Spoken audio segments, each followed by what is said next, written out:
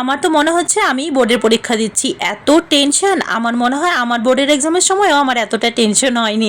তো সন্ধ্যাবেলায় বসেছিলাম, এদের কিছুটা কোশ্চেন আনসার পুছছিলাম। তো এরা বললো মা খিদে পেয়েছে, তো কিছুটা আলু সেদ্ধ করতে দিয়ে তারপর আসলাম সন্ধ্যাবাতি দিতে। আর এখনও দেখো বাইরে কত বেলা রয়ে গেছে, এখনও 15 মিনিট বাকি আছে ঠিকঠাক মতো সন্ধ্যা হওয়ার জন্য।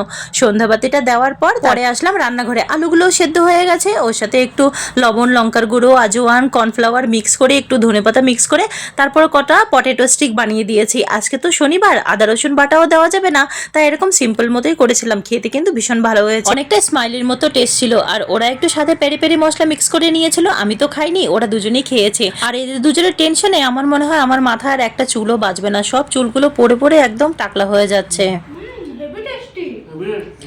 সকালবেলায় অনেকগুলো বেডশিট ধুয়ে দিয়েছিলাম, আর সারাদিনে জামা কাপড় শুকানোর জায়গায় ছিল না, তো বেডশিটগুলো তুলে কিছুটা জামা কাপড় ধোয়া ছিল সেটাই মেলে দিয়েছি। তো চলো আজকে টাটা।